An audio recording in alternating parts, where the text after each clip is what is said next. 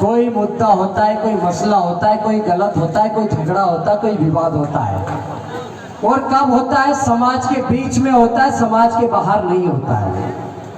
तो गांव के लोग इकट्ठा होते हैं, बात करते हैं, चर्चा करते हैं, गांव के बड़े बुजुर्ग शामिल होते हैं, गांव का पटेल आता है, सरपंच आता है, तड़वी आता है, पुजारा आता है, मुखिया आता है, और जितने भी जिम्मेदार लोग होते हैं, दाहले नाहले, महिला पुरुष बच्चे सब आते हैं, सब सुनते हैं, और सुनते हैं, दोनों पक्षों को सुनते हैं।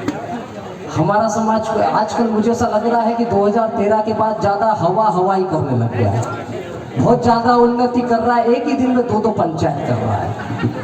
भाई एक गांव में कभी 2 पंचायत होती है? तो विधानसभा क्षेत्र एक, जिला एक, और दूसरे विधानसभा में अलग पंचायत, एक ही जिले में 2 पंचायत।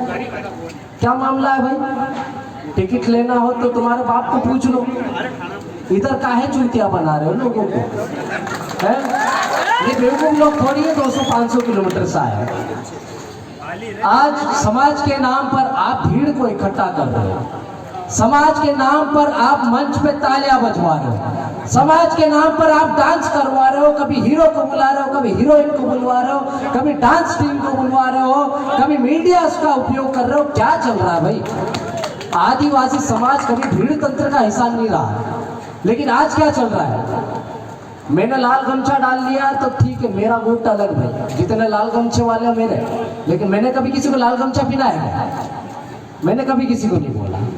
पीला गमछा गोंडवा नशा आया, सब पीला गमछा पहन रहे हैं, आज जयेश को अपना माई बाप मान रहे हैं, पीला गमछा पहन के कांग्रेस के भी लोग घूम रहे हैं, बीजेपी के लोग भी घूम रहे हैं, भाई प्रधानमंत्री जी घूम रहे हैं, महामहिम अधिकार देता है। ये जो अंगूठा है ना, ये जब आप बटन दबाते हो किसी भी ईवीएम मशीन पर, तो आपको राजा से रंक बनाने का और रंक से राजा बनाने का अधिकार देता है, लेकिन आप सब बेवकूफ बन जाते हो। एक बोतली, एक बोटी और 2 नोट में आप बर्बाद हो जाओ। और इसी वजह से बार बार समाज हमारा कहीं न कहीं प्रतिनिधित्व को गालियां देता है। हम बोलते हैं, समय का अभाव है, जरूर है, दीदी ने मैसेज आ गया है, एंगल से समझ गया हूँ मैं, 2 मिनट में बात खत्म कर दूंगा। बड़ी मुश्किल से मुझे ऐसा लग रहा था, कार्यक्रम छोड़ा मैंने होशंगाबाद का, लाल सिंह भाई का भी फोन आया, उधर कुक्षी में भी कार्यक्रम शुरू हो गया, उधर भी जाऊंगा। मैं तो जो बोलता हूँ सीधे बोलता हूँ, छाती ठोक के बोलता हूँ, मैं पीठ के पीछे कोई काम करने वाला आदमी नहीं हूँ। मैं यहाँ से कुक्षी भी जाऊंगा, यहाँ जो बोल रहा हूँ वो भी वहां बोलूंगा, लेकिन आप लोग समाज को मत बांटो। हमने किसी को बांटने का काम नहीं किया। नीतीश अलावा ने कभी ये नहीं बोला कि लाल सिंह बर्मन के मत जाओ, हीरा लाओ के मत जाओ, कि आनंद राय बन जाओ, कि विक्रमाचार्य बन जाओ, कि लोकेश मुजाल्दा बन जाओ, कि नीतीश अलावा बन जाओ, कि महेंद्र कन्नौज बन जाओ। हम लोगों ने ये सोचा है कि गमछे छोड़ो, पार्टी छोड़ो, संगठन छोड़ो, व्यक्ति छोड़ो, विचारधारा को पकड़ो। जब आप विचारधारा को पकड़ोगे ना तो समाज आपका जिंदा रहेगा। हम किनकी विचारधारा पे जिंदा रहे? ये जो ऊपर फोटो दिख रही छोटी छोटी ऊपर ढकी हुई, आज बिरसा मुंडा को हम याद कर रहे हैं, टंटा भील को याद कर रहे हैं, राणा पुंजा भील की मूर्तियां स्थापित कर रहे हैं। क्यों भाई? मेरा बाप था क्या? ऐसा तो नहीं है। क्यों कर रहे हैं? हमारे पूर्वज थे, हमारे योद्धा थे, हमारे समाज के वो पूर्वज है, खत्रीज है, वो भगवान है, जिनकी वजह से आज मैं ये अच्छे कपड़े पहन के घूम रहा हूँ, मैं आज अच्छी नौकरी कर रहा हूँ, मैं आज अच्छी गाड़ी में घूम रहा हूँ, मैं आज अच्छे से जीवन यापन कर रहा हूँ। ये किसी ने भीख में नहीं दिया है, ये हमारे पूर्वजों का स्वाभिमान था, जिन्होंने अपना सर कटा दिया लेकिन अपना स्वाभिमान नहीं बेचने दिया। लेकिन हमारे लोग टिकट के पीछे भाग रहे हैं यार, सब कांग्रेस बीजेपी। भाई आप स्वतंत्र नेतृत्व की बात कर रहे हो, क्यों नहीं कर रहे हो? अपना दम दिखाओ ना। हमारा ट्राइबल क्षेत्र है, मैं बोलता हूँ झाबुआ, अलीराजपुर, खरगोन, बड़वानी, धार में हम चाहे तो क्या नहीं कर सकते। आप 47 सीट भूल जाओ, मैं डंके की चोट पे बोल रहा हूँ, 47 भूल जाओ, 15 विधायक लाके दिखा देंगे। बड़ी बात नहीं कर रहा, 15 विधायक लाके दिखा देंगे, लेकिन आपका स्वाभिमान तो उधर जा रहा है, भोपाल में बार बार बिकने के लिए।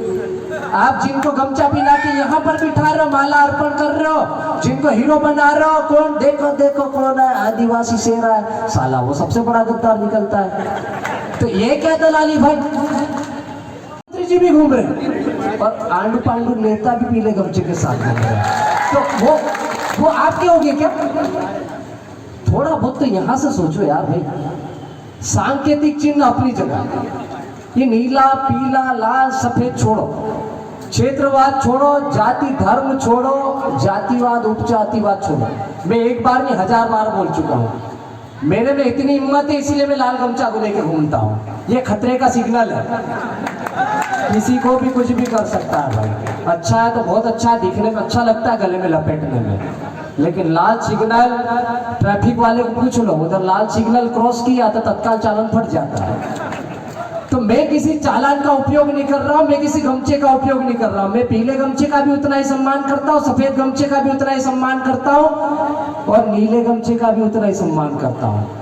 लेकिन मैं किसी गमछे को बेचना नहीं चाहता हूँ, मैं किसी का मान सम्मान बिगाड़ना नहीं चाहता हूँ, किसी का अपमान नहीं करना चाहता हूँ, किसी का सौदा नहीं करना चाहता हूँ। इसीलिए मैं किसी गमछे को पहन के किसी पार्टी के नेता के पास नहीं जाता हूँ।